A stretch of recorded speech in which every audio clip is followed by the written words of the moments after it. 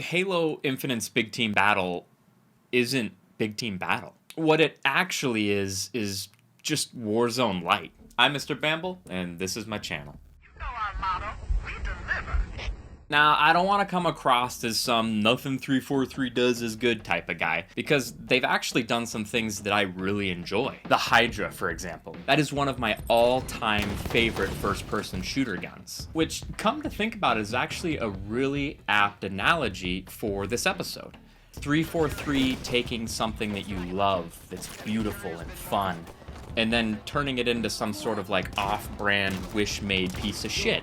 And you're just a little bit confused about why they use the same name when it's clearly something different. Here's the deal. This is the third time that they've done my favorite game type dirty. So I have some things to say. Okay, so what do I mean when I say that Halo Infinite's Big Team Battle is just Warzone Lite? Well, let's try an experiment. You tell me what I'm describing here.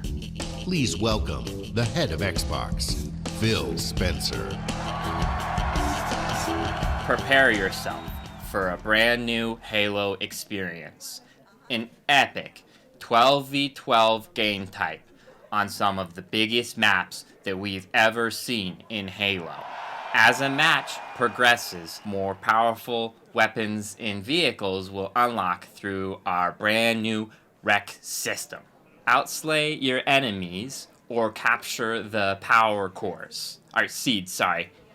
Oops, can we do that again? So which one do you think it was? Warzone or Big Team Battle and Infinite? Now, clearly it has some differences, right? I mean, there's no AI, there's no player selection of Rex, all that jazz. But, I mean, come on. Look at it. It has its mother's eyes. So all I'm saying is that if you're asking me, if we have a gradient with traditional Big Team Battle on one side and Warzone on the other, Halo Infinite's Big Team Battle is going to be a lot closer to Warzone than it is traditional Big Team Battle.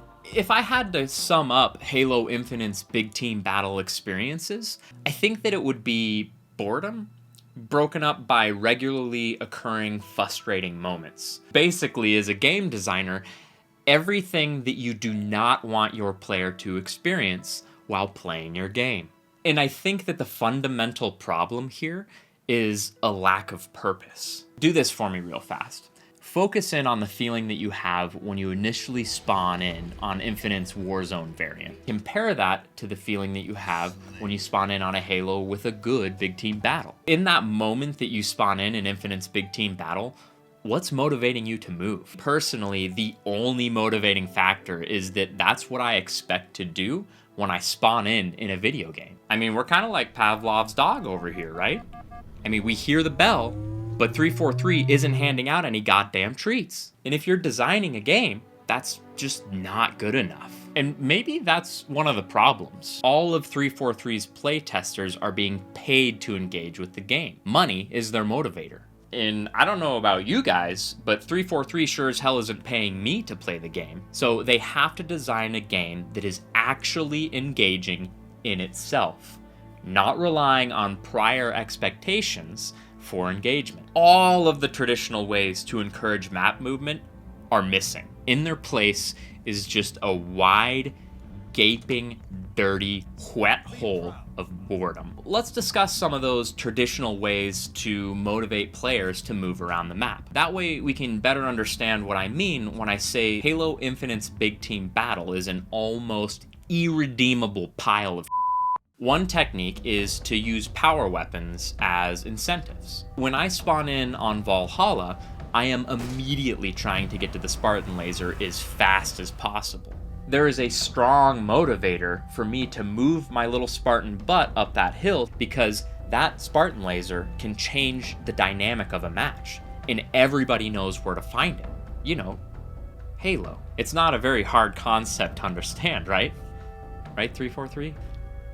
So for some unknown to God reason, this incentive has been masterfully erased from Infinite's Big Team Battle. The way that the mechanic works now is that at some point later, a random power weapon will fall from the sky somewhere on the map.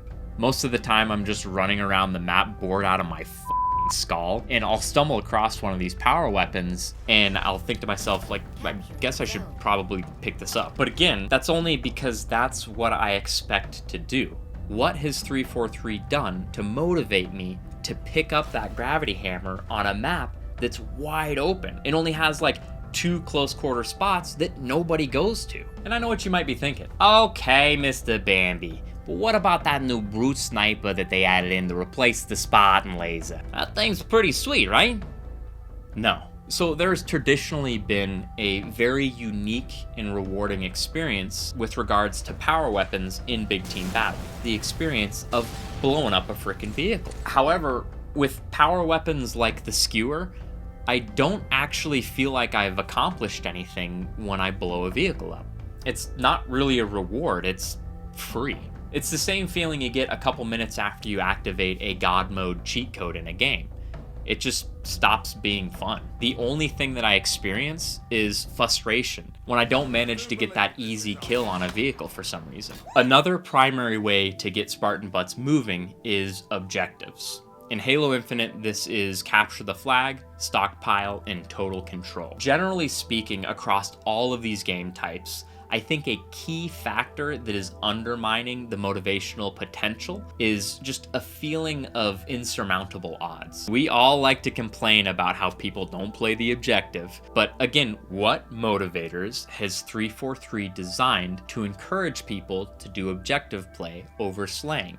Other than that's just what you're supposed to do. For example, in Capture the Flag, since there's like a million Spartans on the map and only 2 focal points, the chances of pulling off some wild shenanigans at the end of the match and like doing a flagpole with a hog are so low that it's not even worth attempting. In previous Halos, the success rate of pulling off one of these wild last-minute flag captures was high enough that players would feel like if they just did something a little bit different the next run, that they would be able to pull it off. Because of this, even when you would fail, it was a fun and rewarding experience.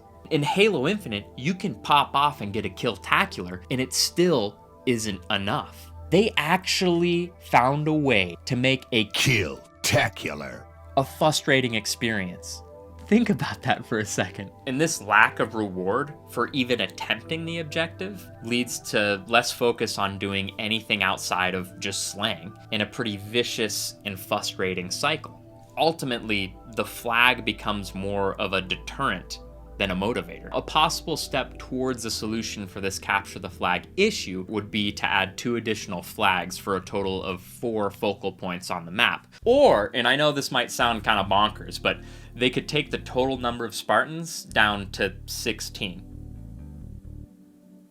Big team battle. Stockpile and total control have a lot of the same issues as capture the flag. However, stockpile shares a unique failure in that it actually motivates players away from engagements. When a seed drop happens, typically one of the 2 teams is going to win that initial encounter, and they scurry off with the majority of the seeds. So the winning side is encouraged to bring those seeds back to their base away from engagements, while the losing team is encouraged to set up at the next seed drop away from engaging the retreating team, because even if they can get 1 or 2 of those power seeds back, it's not worth losing out on the majority of the seeds coming in the next drop. I mean, looking at this game type, the designers clearly understand how to design motivators. It's just that they decided to use them in some sort of like Waluigi inverted Clown Town type of way. A potential easy fix to this problem mechanic would be to have it so that teams have to arm the power seeds in the enemy base, replacing the remove mechanic with a disarm mechanic,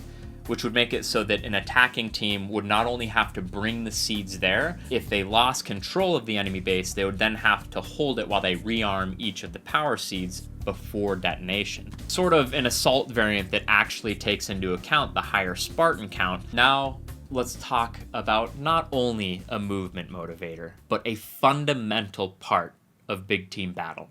Vehicles, much like a power weapon, can motivate movement. Think about any of the classic big team battle maps where you would head straight to a vehicle off spawn. The Banshee on Sand Trap, the Falcon on Spire. Oh god, the Falcon. Please, 343, just don't. Now, think about the vehicles that you sprint to off a spawn in Halo Infinite's big team battle. Vehicles that are a threat to Spartans create dynamic, mobile focal points that encourage teamwork and sandbox engagement to take down. This in turn creates the phrase of the day: movement motivation. Here's the problem: vehicles in Halo Infinite aren't a threat to Spartans. The abundance of powerful vehicle counters in the sandbox just makes me completely unconcerned. They don't change my behavior at all. They don't motivate me to do anything except for make YouTube videos bitching about them. Let's shift gears a little bit from movement motivators to the actual experiences of Warzone Lite. What does it feel like when I get into a vehicle? The literal cornerstone of big team battle. If I had to sum up the experience, it would be: this was a mistake. Anytime that I get into a vehicle, that's how I feel. I don't feel more powerful, I feel more vulnerable. So when I accidentally get inside of a vehicle because I thought that I was playing a well-designed game, and I immediately get blown up, under my breath, I say, this was a mistake.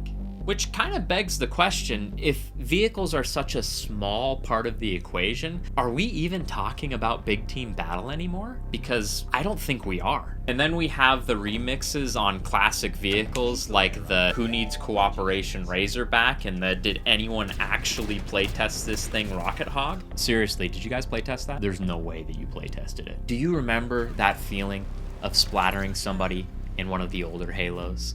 I mean, it was so good. If you try and do that in Halo Infinite, it feels like you're trying to run over Gumby's squirrely ass. And those lovely words reoccur in my mind: this was a mistake. And I don't think that I'm talking about just getting into vehicles at this point.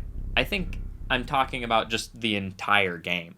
The last thing I want to touch on is the map design. Map design can be used to band-aid over issues in the sandbox, or in the case of Halo Infinite, amplify those issues. For me, there are two underlying problems here. The first is bad use of segmentation, and the second is bad use of shortcut paths. The design decision to put 24 Spartans on the same map exponentially increases the difficulty of designing a good experience. Sometimes it's difficult for me to identify exactly where I'm being shot from because there's so many lines of sight. I go from no engagements to dead to running simulator in this apparently fun cycle that they designed. The reason why wide open spaces worked in previous Halos, let's say Blood Gulch, is because you couldn't effectively engage with an enemy at range without a power weapon. This is called distance segmentation.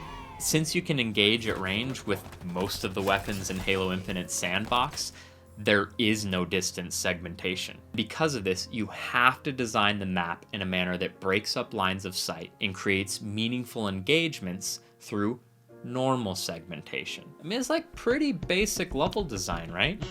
Right, 343? Things like man lifts and teleporters are a great way to make a large map feel small to a player. Think about how many teleporters there are in your favorite big team battle maps, and then how many there are in Halo Infinite. Because I'm willing to bet you that none of your favorite big team battle maps are in Halo Infinite. And with man lifts, do they put you in a safe spot when you land, or a risky spot, turning that shortcut path into a deterrent? Halo Infinite's big team battle may share the name of previous iterations. However, in reality, it has more in common with Warzone than big team battle. And unfortunately, it's missing a lot of key components that make big team battle great. It is frequently boring, and its main reward is frustration. All right, so I just pointed to a giant pile of crap in the center of the room. I really don't like pointing out problems without offering potential solutions. However, I also don't like making hour-long videos. So because of that, in an upcoming video, we're gonna discuss how we can leverage Halo Infinite Sandbox to create a more genuine big team battle experience. A game type that I think makes the most sense to call squad battle. If you like this video and you want to know when additional content's coming out, do the liking and the subscribing. And if you have something to add, or you just violently disagree with me, hit the comments. I've been really enjoying all of the comments you guys have been leaving. Thank you for watching.